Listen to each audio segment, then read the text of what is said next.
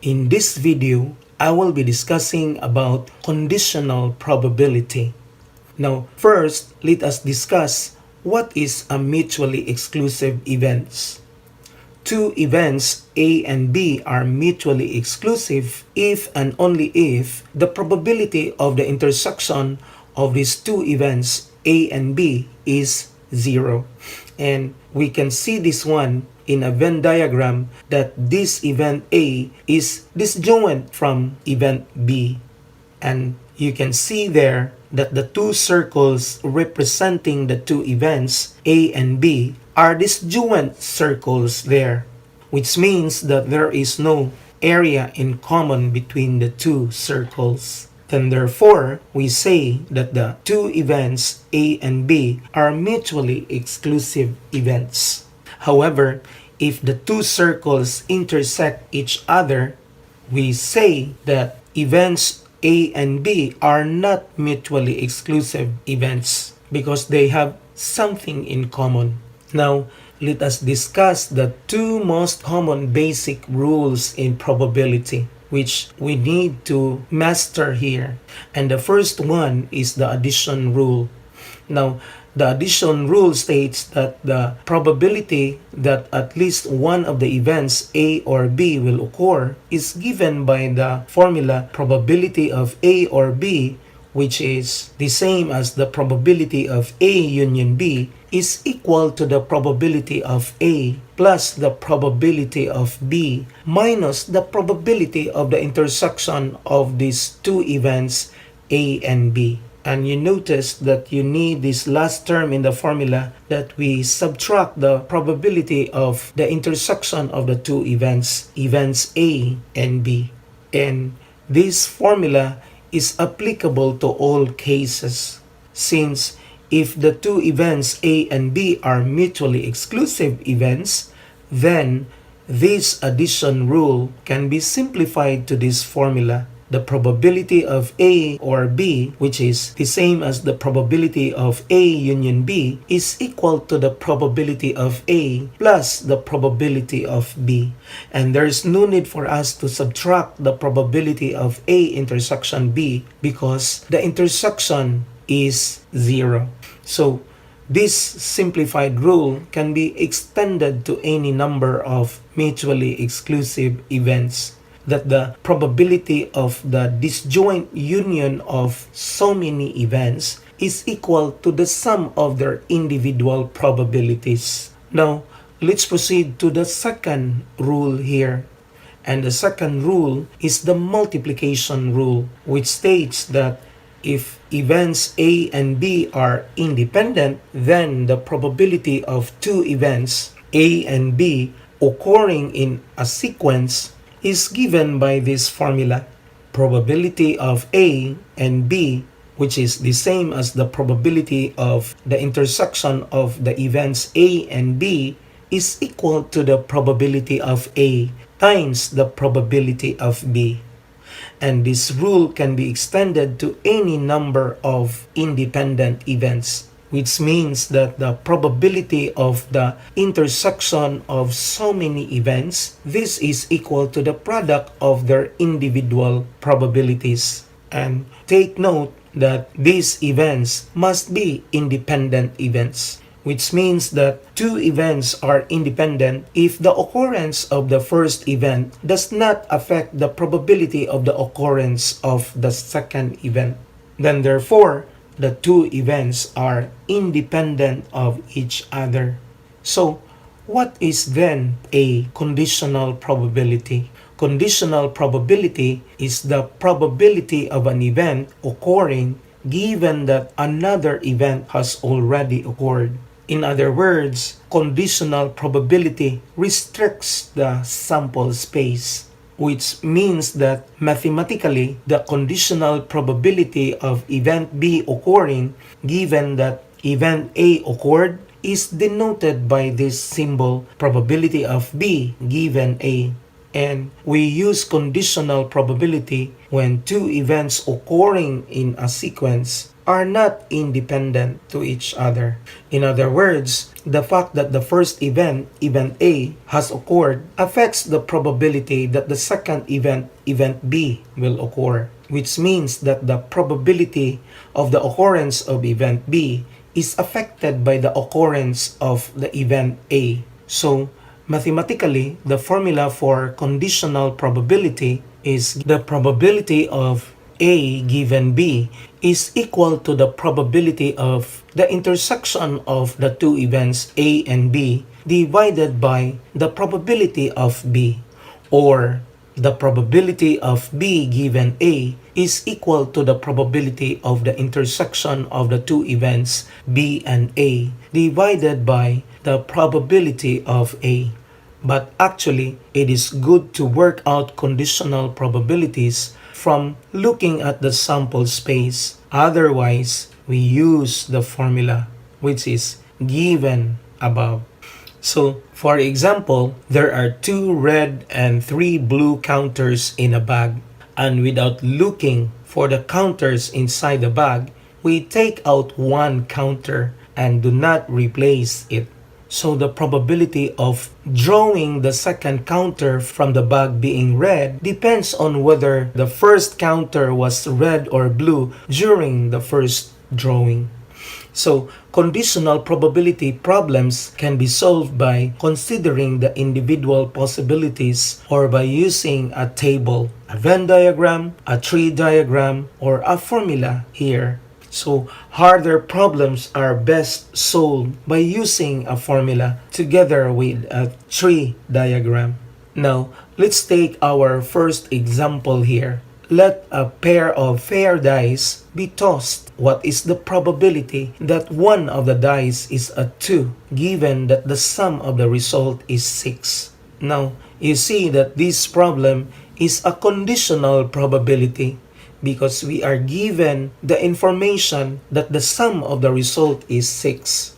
So to solve this problem, let us draw first a grid of possibilities that the first die could land in 6 possible ways from 1 to 6. And also the second die could result into 6 possible ways also from 1 to 6. So therefore we see that there are 36 possible results here.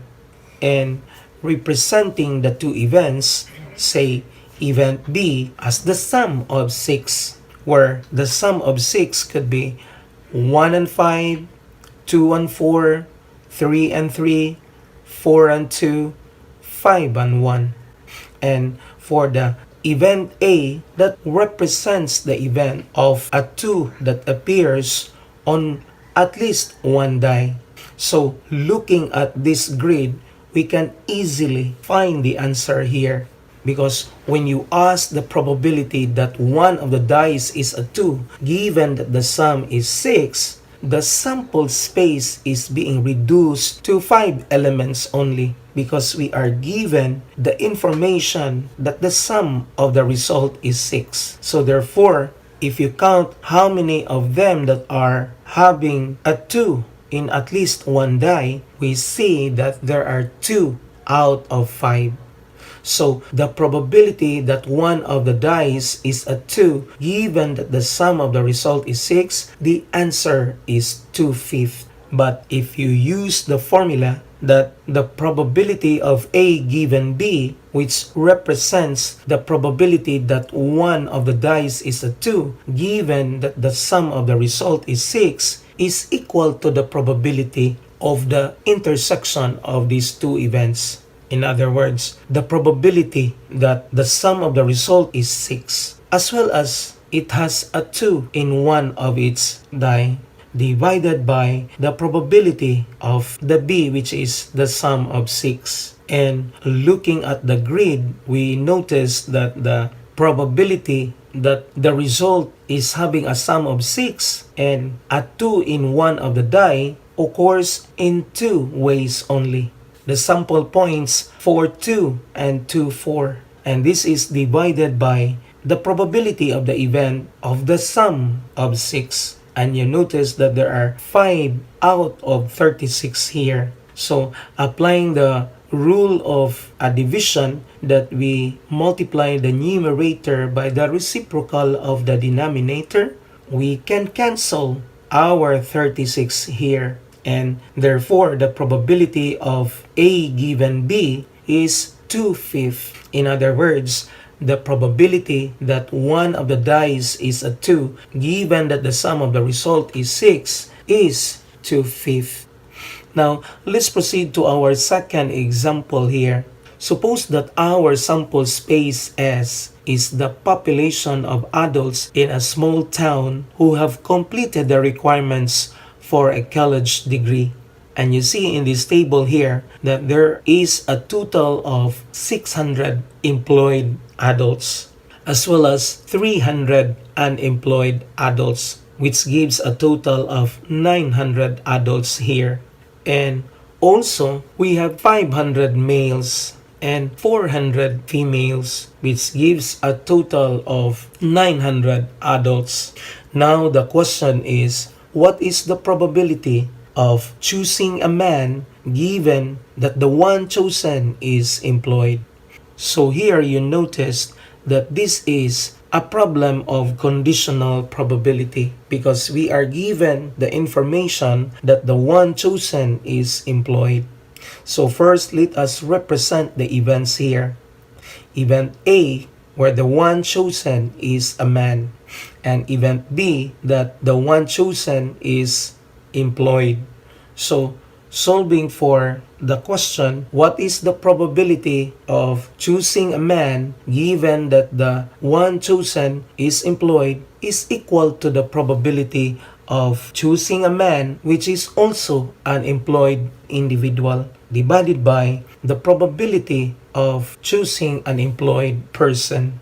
And we noticed that there are 460 males that are employed at the same time. So this is 460 out of the total 900 individuals. And this is divided by the probability of choosing an employed one, wherein there in the table we have 600 individuals. So 600 over 900, and multiplying the numerator by the reciprocal of the denominator, we can cancel our 900 here. So the resulting fraction is 460 over 600. And dividing the numerator and the denominator by its common factor, which is 20, the result is 23 over 30. So we say that the probability of choosing a man, given that the one chosen is an employed individual, is 23 over 30. And if we are asked, what is the probability of choosing an unemployed person given that the one chosen is a female? We are solving for the probability of B complement given A complement, because the B complement is the event of choosing an unemployed person, and the event A complement represents the event of choosing a female. So saying the probability of B complement given A complement is the probability of choosing an unemployed person given that the one chosen is a female. And this is equal to its formula, which is the probability of A complement intersection with the B complement divided by the probability of B complement. And we know from the table that the intersection of A complement and B complement is 260, because 260 is an unemployed person here and at the same time a female individual. So 260 over 900 is the probability of choosing an unemployed person and at the same time a female individual divided by the probability of choosing a female person, which is 400 there in the table. So the probability of choosing a female is 400 over 900. And multiplying our numerator by the reciprocal of the denominator, we can cancel our 900 here. And the resulting fraction is 260 divided by 400. and dividing our numerator and the denominator by its common factor, which is 20, we have 13 over 20. In other words, we say that the probability of choosing an unemployed person, given that the one chosen is a female, is equal to 13 over 20. And you notice that this is a restricted probability because we are given an information that the one chosen is a female and there are 400 female there. So 260, which is the number of the unemployed individuals. At the same time, a female one is divided by 400, the number of female individuals. So this is 260 out of 400 females. Now, let's proceed to our example number 3. The probability that Arnel studies and passes his math test is 45%. If the probability that he studies is 80%, what is the probability that he passes the math test given that he has studied already?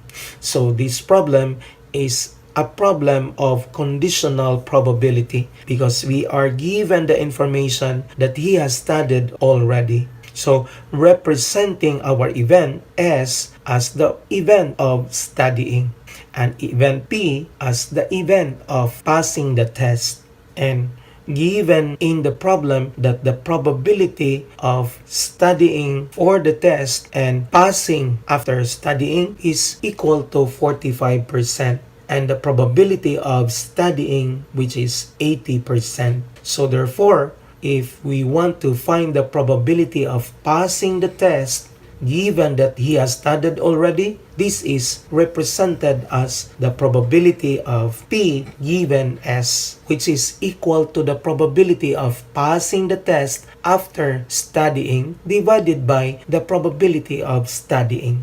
And we know that the probability of passing the test after studying, which is equal to 45%, this will be divided by the probability of studying, which is 80%. So the probability of passing the test, given that he has studied already, is equal to 9 over 16.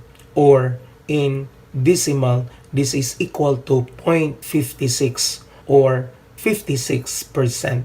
Now, let's proceed to our example number 4. In a certain province, the probability that a father smokes is 90%. And if the probability that a father and his son smoke is 30%, what is the probability that his son also smokes given that the father is already smoking? So here, again, this is a problem of conditional probability.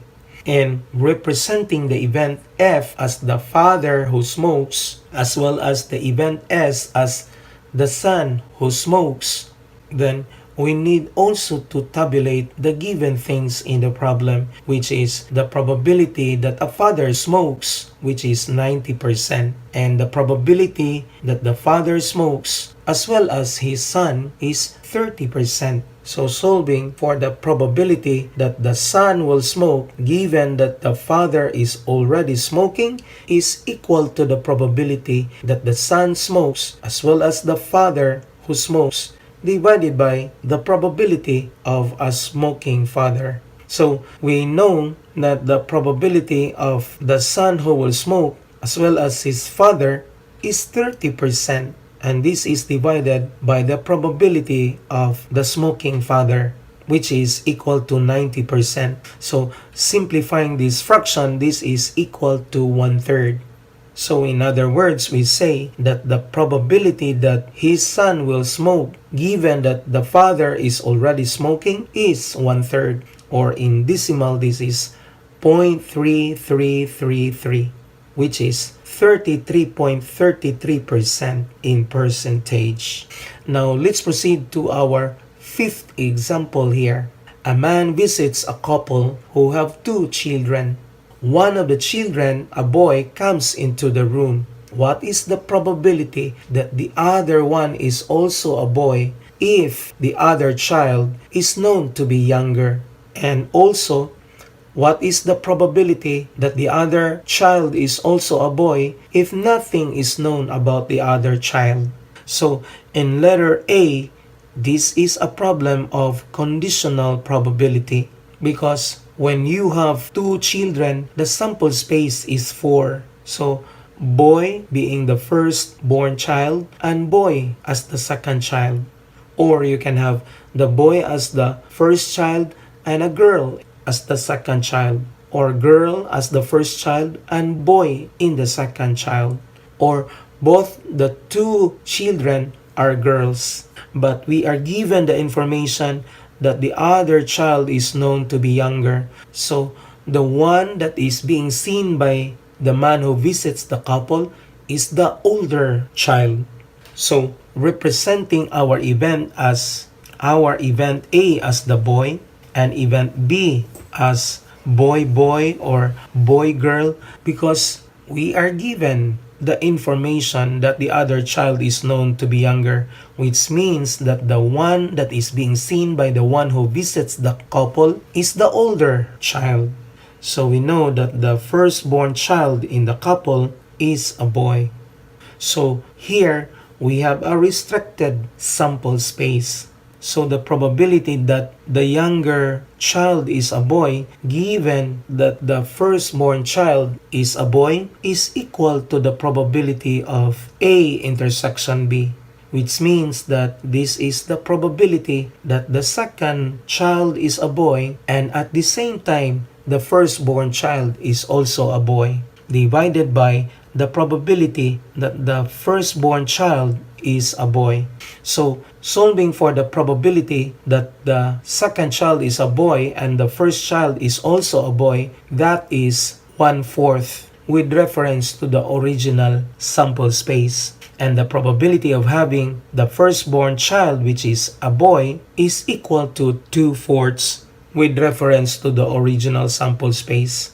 And multiplying our numerator by the reciprocal of the denominator, we can cancel our 4 here with a 4 in the denominator. So the resulting fraction is 1/2. In other words, the probability that the younger child is a boy, given that the first child is also a boy, is equal to 1/2. And you notice that this is just a restricted sample space, because we have only 2 cases wherein the firstborn child is a boy. Boy as the firstborn child and boy as the second child, or boy as the firstborn child and then girl as the second child. So what is the probability of having the younger child as the boy given that the firstborn child is also a boy? That's 1/2. But if you are asked by the question, what is the probability that the other child is also a boy when nothing is known about the other child?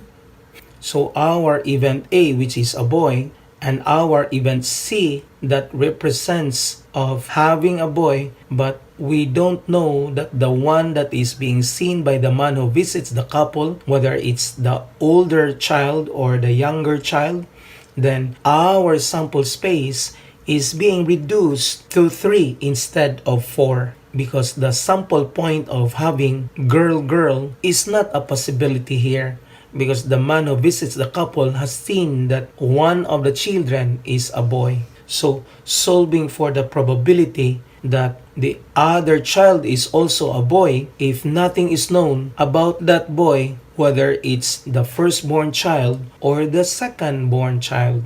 So the probability of A given C is equal to the probability of A intersection C divided by the probability of C. And the probability that the other child is a boy, given that he has seen already one of the 2 children is a boy, is equal to 1/4 with reference to the first sample space. So the probability of having boy is 1 out of 4, but the probability of C is only 3 out of 4. So multiplying our numerator by the reciprocal of our denominator, we can cancel our 4 in the numerator with the 4 in the denominator.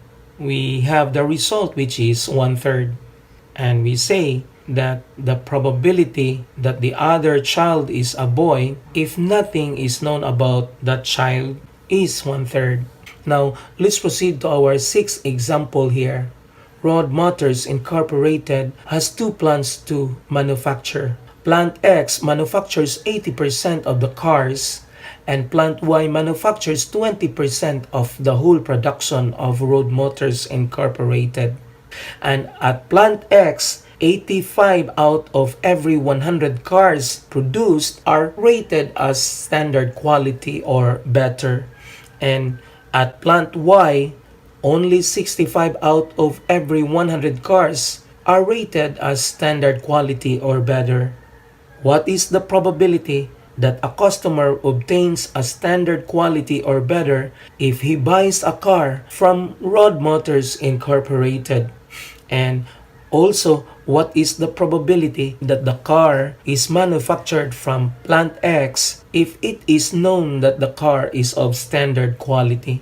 So, representing our events here, event A as the car that is of standard quality, and event X as the car that is manufactured from Plant X, our event Y is the event that a car is manufactured from Plant Y. But we are given in the problem that the probability that a car is of standard quality given that it is manufactured from Plant X is equal to 0.85, and this should be multiplied by the probability of X, which is equal to 80%.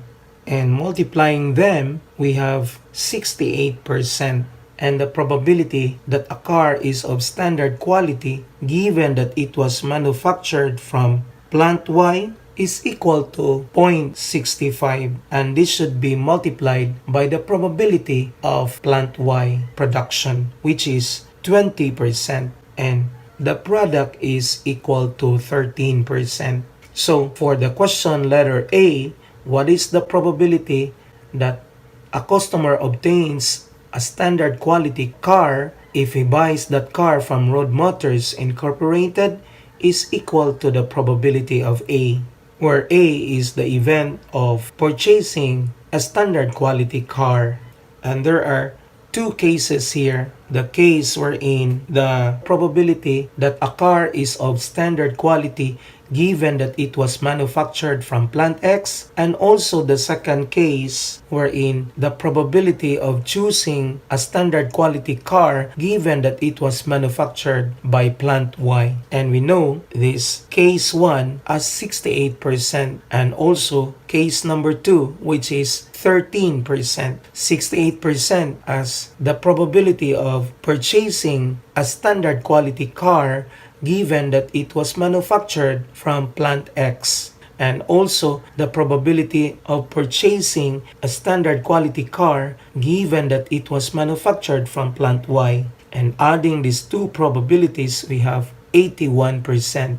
In other words, we have 81% probability that the car that you purchase from Rod Motors Incorporated is of standard quality. Now, let's proceed to our question letter B. What is the probability that the car came from Plant X if it is known that this car is of standard quality? So this is a conditional probability problem. What is the probability that it is manufactured from Plant X given that it is of standard quality? So this is probability of X intersection A divided by the probability of A.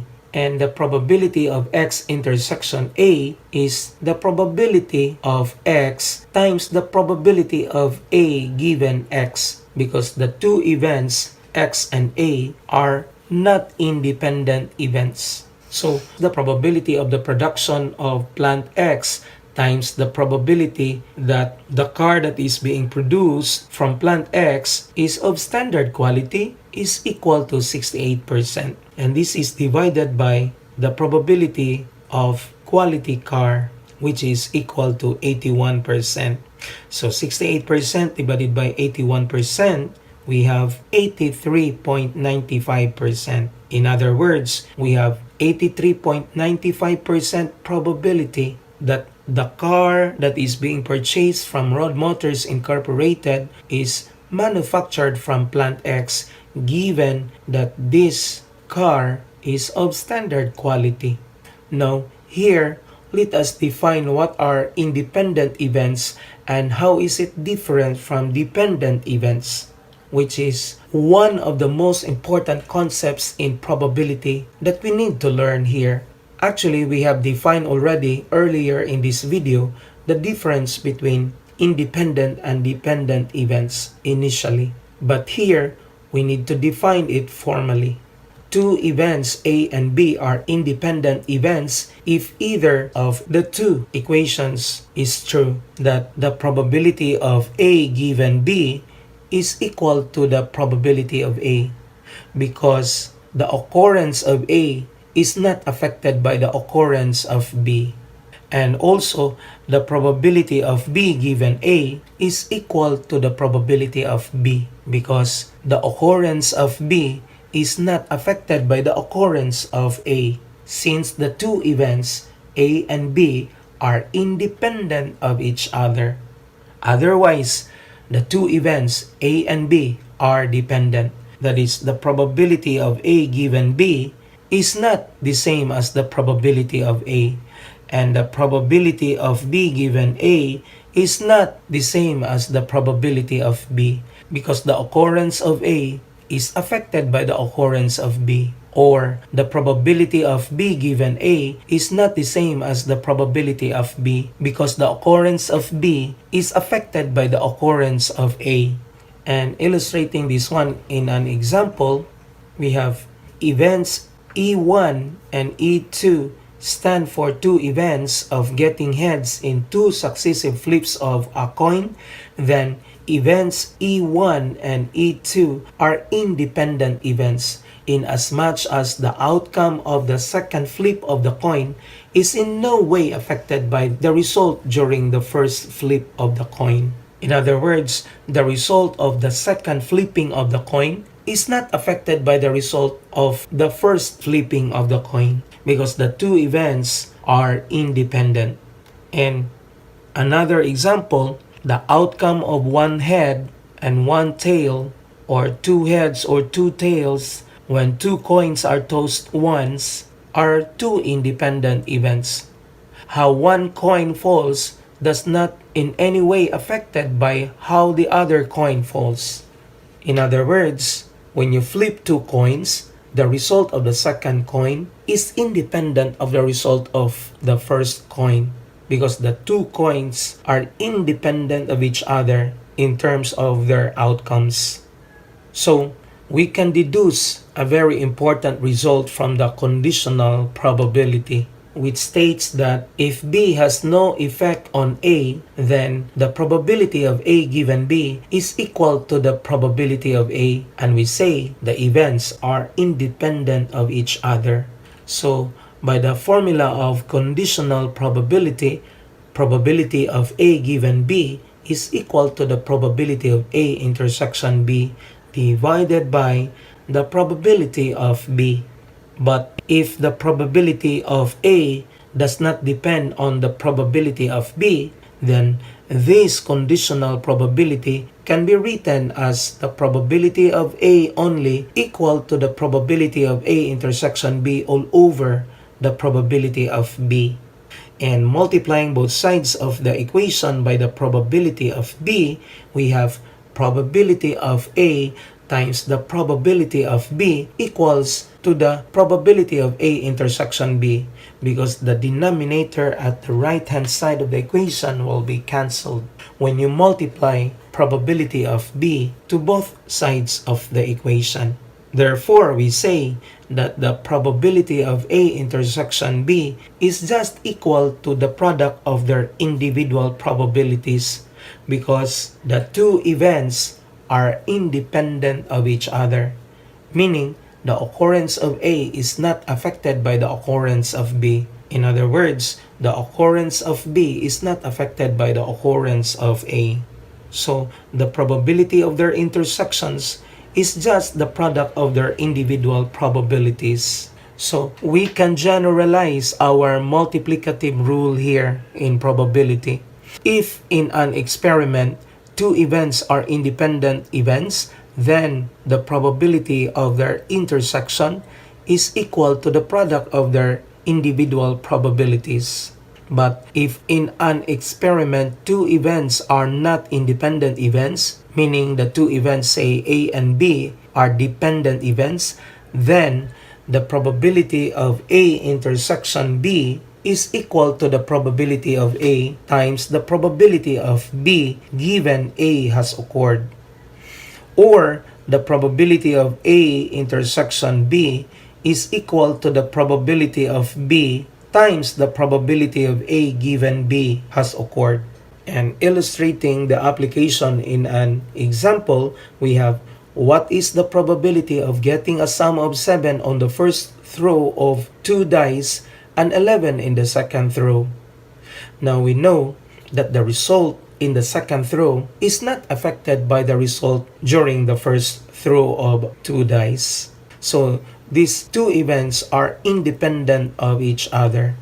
So let's represent event A as the sum of 7. And the possibilities we have 6, 1, 5, 2, 4, 3, 3, 4, 2, 5, and 1, 6. So we have 6 possible ways here. And the sum of 11, we have only 2 possibilities here, 6, 5, and 5, 6. But we know that the total number of possibilities is 36 when we throw 2 dice here. Thus, the probability of getting a sum of 7 during the first throw and a sum of 11 during the second throw is equal to the probability of A times the probability of B. Because the two events are independent, we just multiply the two probabilities, which is 6 over 36, the probability of obtaining a sum of 7, and the fraction 2 over 36, which is the probability of having a sum of 11 during the second throw. And reducing these two fractions, we have 1 over 6 as the reduced form of 6 over 36, and 1 over 18 as the reduced form of 2 over 36. So multiplying these two fractions, we have 1 over 108.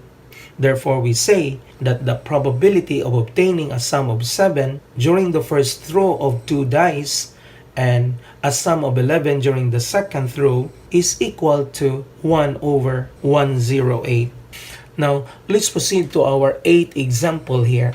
If we have a fuse box with 20 fuses of which 5 are defective, and if 2 fuses are selected at random and removed from the box in succession without replacing the first, what is the probability that both fuses are defective? So, representing our first event, event A, as the first draw of a defective fuse, and event B as the second draw of a defective fuse. So, the probability of A intersection B is equal to the probability of A times the probability of B given A, because the occurrence of event B is affected by the occurrence of event A. Since we will not replace in the fuse box after the first draw, so the probability of choosing a defective one from the fuse box is equal to 5 over 20, because there are 5 defective fuses from 20 fuses in the box. And this is multiplied by the probability of choosing the second fuse from the fuse box, which is 4 over 19. Because if you have drawn already a defective fuse during the first draw, we have only 4 defective fuses in the box. So 4 out of 19, because there are already 19 remaining fuses inside the fuse box. Then clearly, we see that drawing a defective fuse during the second draw is affected by the result of the first draw, because if you have drawn the defective fuse during the first draw, the probability of choosing another defective during the second draw is not the same probability during the first draw. since the result of the first draw is a defective fuse. So simplifying the first fraction, which is 5 over 20, the reduced fraction is 1/4. So 1/4 times 4 over 19, we can cancel the 4 in the numerator by the 4 in the denominator. So the resulting fraction is 1 over 19. Therefore, we say that the probability of drawing a defective fuse in the first draw and another defective fuse in the second draw is equal to 1 over 19. In other words, we have only one chance out of 19 chances that we can choose two defective fuses in succession from the fuse box. Now, let's proceed to our example number 9. Two cards are drawn in succession from a well-shuffled ordinary deck of 52 cards. What is the probability that the two cards are both aces if the first card is replaced after the first draw? Letter B. What is the probability that the two cards are both aces if the first card is not replaced after the first draw? Now, representing the two events, event A as drawing an ace card during the first draw, and event B drawing an ace card during the second draw. So the probability of A intersection B is equal to the probability of A times the probability of B, since the two events are independent of each other, because we will return back the fuse after the first draw. So multiplying the two probabilities, we have 4 over 52. Since we have 4 aces from the standard deck of 52 cards, and the same probability of 4 over 52 since we return the card to the standard deck of 52 cards. So, reducing these two fractions, we have 1 over 13 as the reduced form of 4 over 52. So, multiplying these two, we have 1 over 169. In other words, we have one chance out of 169 chances of obtaining two aces when you draw two cards in succession from the standard deck of 52 cards when you replace the card after the first draw.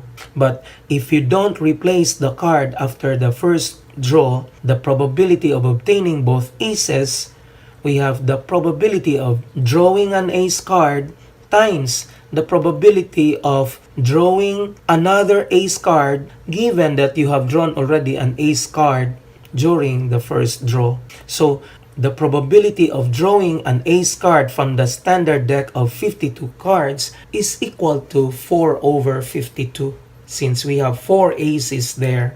But this will be multiplied by 3 over 51, because if you have drawn an ace card during the first draw, in the second draw, you have only 3 remaining aces out of 51 remaining cards, because you will not replace the card after the first draw.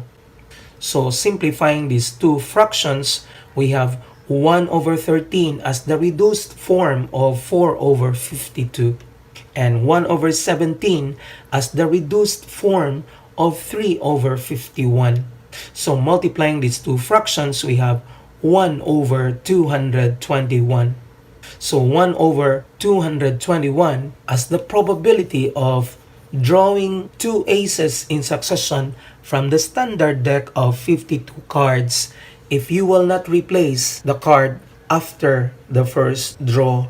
Now, let's proceed to our 10th example here. One bag contains 4 white balls and 3 black balls, and a second bag contains 3 white balls and 5 black balls. One ball is drawn from the first bag and then placed and seen in the second bag. What is the probability that a ball now drawn from the second bag is black? Now, let us represent the events here.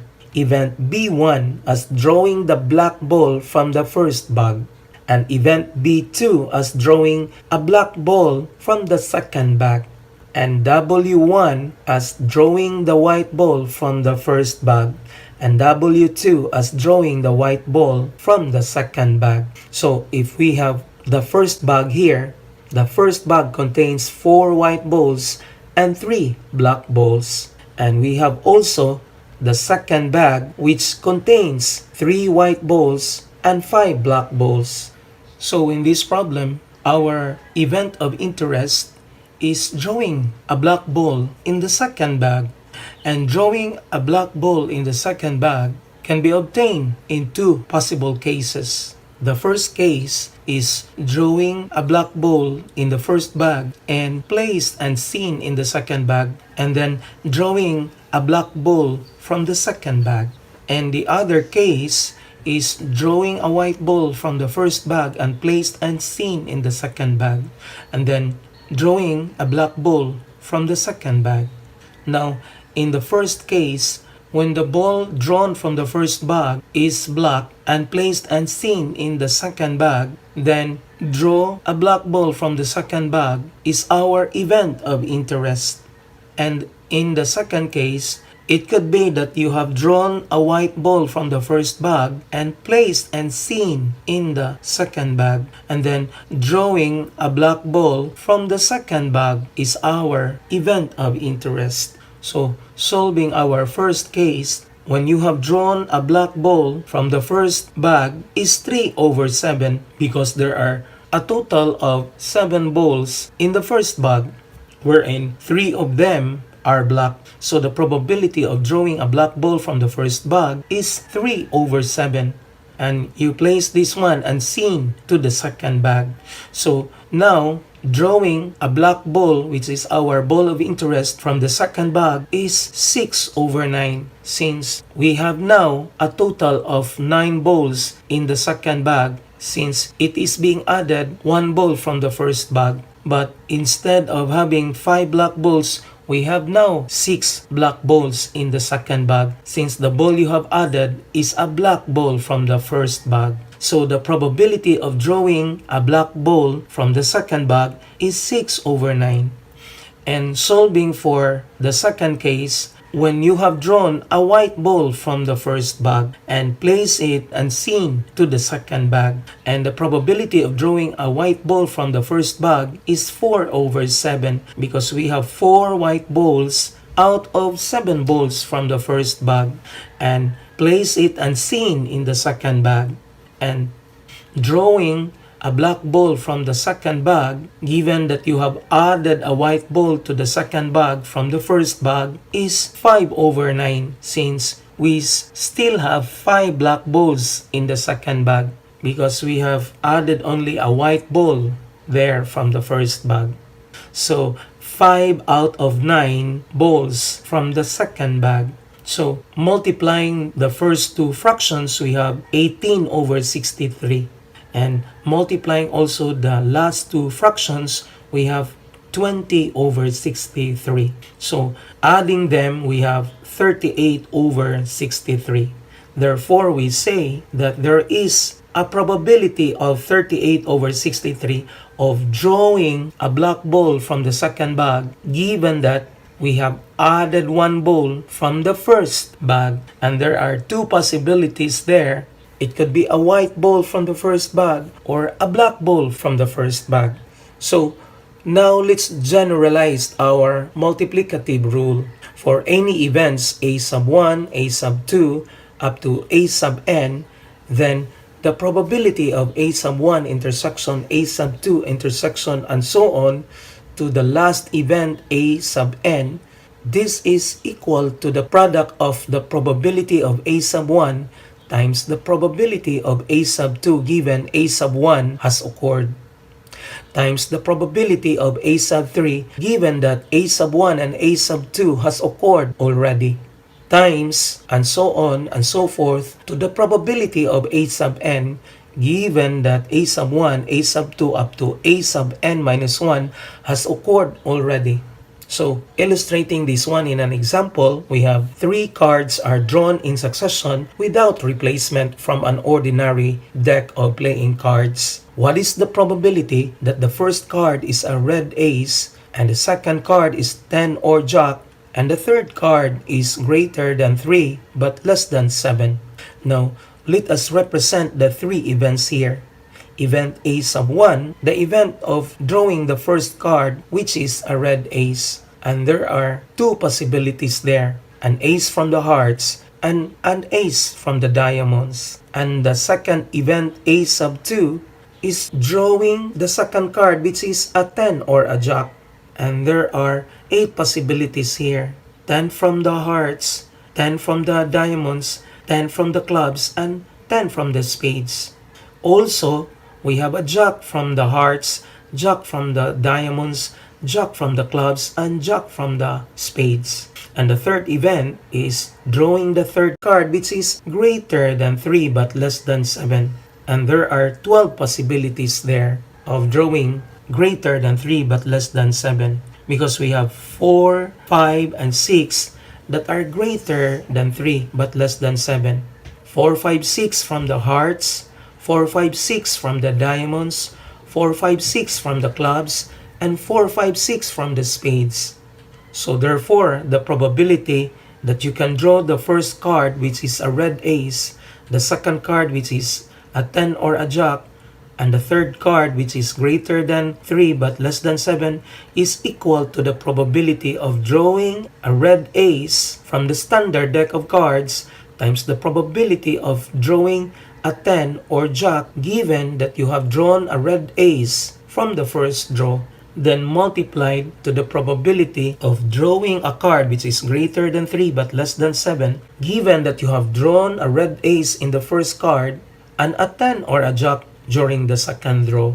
So, drawing a red ace from the standard deck of cards is having a probability of 2 over 52.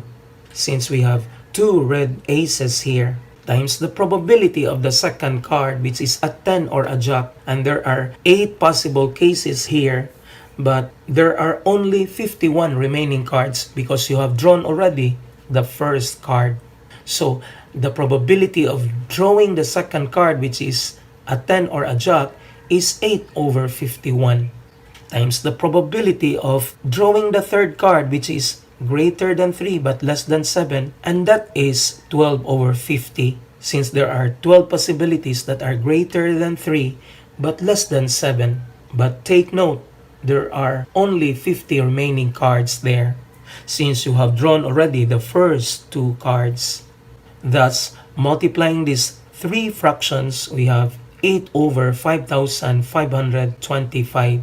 And therefore, we say that 8 over 5,525 is the probability of drawing a red ace during the first draw, and a 10 or a jack during the second draw, and drawing a card that is greater than 3 but less than 7 during the third draw. When you draw these 3 cards in succession without replacement from the standard deck of 52 cards. And that's it.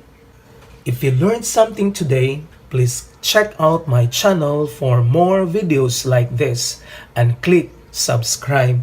Click the notification bell below so you'll get notified whenever I'll be posting a new video.